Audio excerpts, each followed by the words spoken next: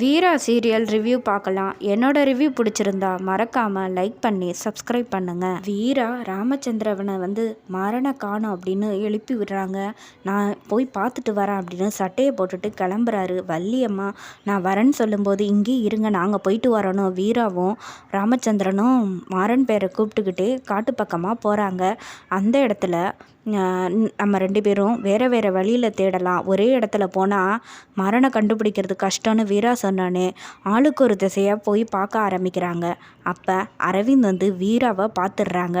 பார்த்துட்டு கையை பிடிச்சி இழுத்து, ஏய் என்னை அன்னைக்கு கல்யாணம் பண்ணிக்க மாட்டேன்னு சொல்லிட்டல்ல, இப்போ உன் புருஷனை காப்பாற்ற வந்திருக்கேன், அவன் எங்கேயும் போகல, இங்கே தான் இருக்கான், இன்னும் கொஞ்சம் நேரத்தில் சாக போகிறான், நேரில் பாரு அப்படின்னு சொல்லி முடியை பிடிச்சி இழுத்து தர தரன்னு கூப்பிட்டுட்டு வரேன். வீரா ஏன் உன்னை மாதிரி உள்ளவனவன் நான் முன்னாடியே தெரிஞ்சிருந்ததுன்னு வச்சுக்கேன், இந்நேரம் ஜெயிலில் கம்பி எண்ணெய் வச்சுருப்பேன் அப்படின்னோடனே, அடேங்கப்பா நீ எவ்வளோ நல்ல பொண்ணு, உன்னை கல்யாணம் பண்ணி நல்லா ஆசாசையாக வாழலான்னு நான் கனவு கண்டு வச்சுருந்தேன், அது எல்லாத்தையும் நீ கெடுத்துட்டல அப்படின்னோடனே, வா உன் புருஷன் பெட்ரோல் ஊற்றி எரிக்க போகிறான் வா அப்படின்னு சொல்லி கூப்பிட்டு வந்தோடனே, ராமச்சந்திரன் அந்த இடத்துக்கு வந்தோடனே, இவரும் தானாக மாட்டிக்கிட்டாரா, முதல்ல பையனை முடிச்சுட்டு அப்புறம் அப்பா நான் பார்த்துக்கலாம் அப்படின்னு சொன்னோன்னே, ராமச்சந்திரன் எல்லாரையும் டிஷனும் ஃபைட் பண்ணி அடிச்சிடுறாரு பாதி பேரை.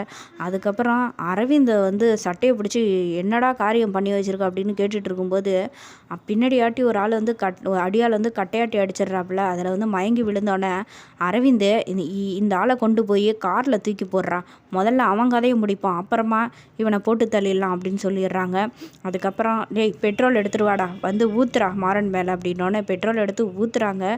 தீ வைக்கிறதுக்காக அந்த தீப்பந்தத்தை எடுத்துக்கிட்டு அரவிந்த் போனோடனே வீராவுக்கு ஒரு ஞாபகம் வருது.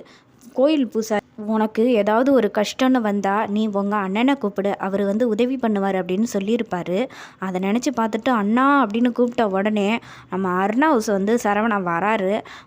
மாதம் ஃபைட் பண்ணி எல்லோரும் அடி அடின்னு வெளுத்து வாங்கிடுறாரு. அதுக்கப்புறம் வீரா போய் மாறனோட கட்டெல்லாம் அவுத்து விட்டுடுறாங்க. சரவணை யாரா சரவணா, நான் பாண்டியன் அப்படின்னு சொல்லி அந்த அரவிந்தை அந்த இடத்த விட்டு போக வச்சிடுறாரு. அதுக்கப்புறம் வீரா அண்ணா அப்படின்னு ஹக் பண்ணி பிடிச்சிக்கிட்டு, எங்கேயும் இருங்கண்ணா, எங்களை விட்டுட்டு எங்கேயும் போகாதீங்க அப்படிங்கிற மாதிரி சொன்னோன்னே, இல்லைம்மா வீரா, நான் சாகும்போது கூட நீ நம்ம குடும்பத்தை பார்த்துப்பங்கிற நினப்பில் தான் நான் உயிரையே விட்டேன் அப்படின்னோடனே, என்னதான் இருந்தாலும் நீங்கள் கூட இருக்கிற மாதிரி வராதில்ல அப்படின்னு ரொம்ப ஃபீல் பண்ணி அழுது எமோஷ்னலாக பேசுகிறாங்க. அப்போ இல்லை கண்மணி கொஞ்சம் கோவக்காரி, அவளை நீ தான் பார்த்துக்கணும், நம்ம பிருந்தாவை நீ நல்லா படிக்க வச்சு பெரிய ஆளாக்கணும், அம்மாவுக்கு ஏதாவது உடம்பு சரியில்லை அப்படின்னாக்கா நீ கிட்ட இருந்து பார்த்துக்கிட்டு இருக்கணும், சரியா? என்னோட கடமையெல்லாம் நீ நல்லபடியாக செய்வேன்னு எனக்கு நம்பிக்கை இருக்குது.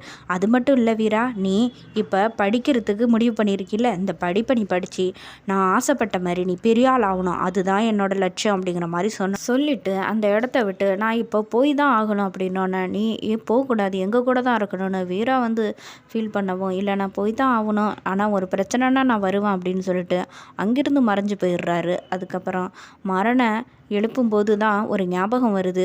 மாறன் எந்திரிச்சிடுறாரு. அப்போ ஐயோ காரில் அடித்து தூக்கி போடுங்கடா அப்படின்னு அரவிந்த் சொன்னானே அப்படின்னு ராமச்சந்திரனை தேடிட்டு போகிறாங்க வீரா.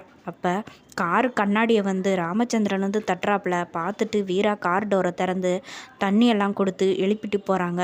அப்புறம் மாறனை போய் 2 பேருமே கைத்தாங்களாக தூக்கிக்கிட்டு வராங்க. அந்த பக்கம் வள்ளி இன்னும் என்ன காணுமே, என்ன ஆச்சுன்னு தெரியலையே, என்னடா ராகவா, என்னத்தடா இப்படி குடிச்சிங்க, நீங்கள் குடிக்கும்போது கூடயா அது உங்களுக்கு ட்ரிங்க்ஸுன்னு தெரியாமல் குடிச்சிங்க அப்படின்னோடனே கண்மணி அந்த இடத்துல யோசிக்கிறாங்க. கண்டிப்பாக மாறனுக்கு ஏதாவது ஒன்று பெருசாக செஞ்சுருப்பான் அந்த அரவிந்த் அப்படின்னு சொல்லி யோசிச்சிட்ருக்காங்க.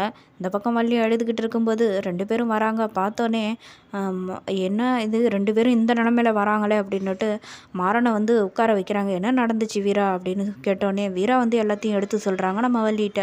வள்ளி உடனே அழ ஆரம்பித்து, என்ன தான் இந்த குடும்பத்துக்கு சோதனையோ தெரியலையே, இப்படி தப்பாக நடக்குது அப்படின்னு சொல்லிட்டு இருக்கும்போதே ராமச்சந்திரன் தலையில் அடிபட்டதுனால அப்படியே மயங்கி தலையை பிடிச்சிக்கிட்டு கீழே விழுந்துடுறாரு. உடனே மாறன் ராமச்சந்திரன் அங்கே உள்ள ஒரு 4-5 பேர் எல்லோரும் சேர்ந்து ஹாஸ்பிட்டலில் தூக்கிட்டு சேர்க்குறாங்க.